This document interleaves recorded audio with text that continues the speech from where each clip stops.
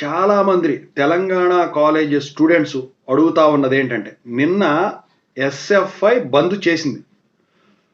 ABVP కూడా కలిసిందని చెప్పారు. అయితే ఇప్పుడు ఇవాళ కూడా కంటిన్యూ చేస్తారా అంటే, ఇవాళ కంటిన్యూ లేదని కాలేజెస్ ఉన్నాయి. ఇక తర్వాత నవంబర్ 3 నుంచి పక్కాగా కాలేజెస్ క్లోజ్ ఉన్నాయా లేవా అని చెప్పేసి స్టూడెంట్స్ అడుగుతా ఉన్నారు. ఓకేనా? సో దాని గురించి ఇప్పుడు చెప్పదలిచాను. ముందుగా అయితే ఇంతవరకు ఛానల్ సబ్స్క్రైబ్ చేసుకున్న వాళ్ళు ఎవరైనా ఉంటే సబ్స్క్రైబ్ చేసుకుని వీడియోని లైక్ చేయండి, షేర్ చేయండి. మీకేమన్నా డౌట్స్ ఉన్నట్టయితే కాల్ మీ 4 ద్వారా కాల్ చేయండి. తెలుగు ఇంజనీరింగ్ ఎడ్యుకేషన్ టెలిగ్రామ్ ఛానల్లో జాయిన్ అవ్వండి. ఈ వీడియోకి ఒక హైప్ ఇవ్వండి. ఇక టాపిక్లో వెళితే ఏంట్రా బాబు అంటే, ఇక్కడ మీరు గమనించాల్సిన విషయం ఒకటి ఉంది. ప్రభుత్వం ఏం చెప్పింది? కాలేజీ తనిఖీలు అంటే, మీకు ఇన్స్పెక్షన్ గురించి తెలుసు. అంటే జేఎన్టీహెచ్ ఫర్ ఎగ్జాంపుల్ తీసుకుందాం. ఇప్పుడు ప్రతి సంవత్సరం ఇంతకుముందు ఇన్స్పెక్షన్ చేసేవాళ్ళు, ల్యాబ్లు ఉన్నాయా, ఫ్యాకల్టీ ఉన్నారా లేదా ఇది అని చెప్పేసి. మరి రీఎంబర్స్మెంట్ నిధులు దుర్వినియోగం సంబంధించిన ఇన్స్పెక్షన్ ఎలా ఉంటుంది? నిన్న మనం ఒకటి మాట్లాడుకున్నాం, బిగ్ షాక్ 2 అని చెప్పేసి.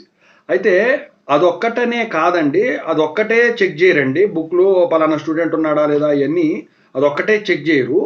ఇంకా వచ్చేసరికి ఏంటంటే, స్టూడెంట్ ఫిజికల్ అపీరెన్స్ కూడా అవసరం. ఎందుకంటే జేఎన్టీహెచ్ వాటి ఇన్స్పెక్షన్ అప్పుడు కూడా స్టూడెంట్స్ని కూర్చోబెట్టి క్లాస్లో అడుగుతారు. అయితే ఇప్పుడు మరి గట్టిగా పట్టుకున్నారు కాబట్టి వీళ్ళు ఆ పేరులో ఉన్న అభ్యర్థులు స్టూడెంట్స్ ఉన్నారా లేదా అది చూస్తారు. ప్లస్ ఆ రీఎంబర్స్మెంట్ నిధులు ఇవ్వటానికి కారణమైన ఫెసిలిటీస్ ఇవన్నీ కూడా చెక్ చేసేదానికి ఛాన్స్ ఉంది. ఎందుకంటే ఇది ఒక్కదానితో ఆగేది కాదు. రీఎంబర్స్మెంట్ వేసిన తర్వాత అప్పుడు ఒప్పుకోండి అని చెప్పేసి వీళ్ళు గట్టిగానే ఉన్నారు. ఓకేనా? అయితే నిన్న మనం ఒక వీడియో మాట్లాడుకుందాం.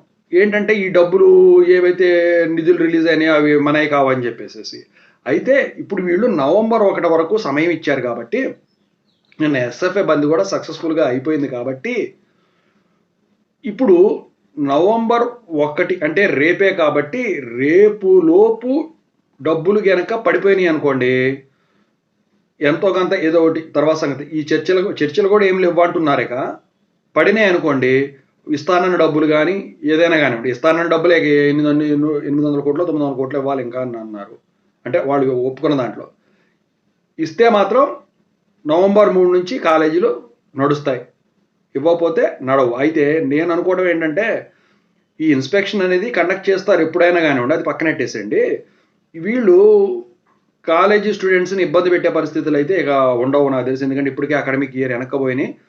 దీంతో పాటు మిగతాయి కూడా వెనక్కపోయేదానికి ఛాన్స్ ఉంది. తెలంగాణ బాగా డిలేలో ఉందని చెప్పేసి అందరు భావిస్తూ ఉన్నారు. ఖచ్చితంగా అయితే ఈ రియంబర్స్మెంట్లు పడతాయి అని చెప్పేసి, నవంబర్ 3 నుంచి కాలేజీలు నడుస్తాయని చెప్పేసి అందరూ భావిస్తూ ఉన్నారు. మరి దీనికి సంబంధించింది అంతా కూడా ఈ రియంబర్స్మెంట్ ప్రభుత్వం చేతిలో ఉంది.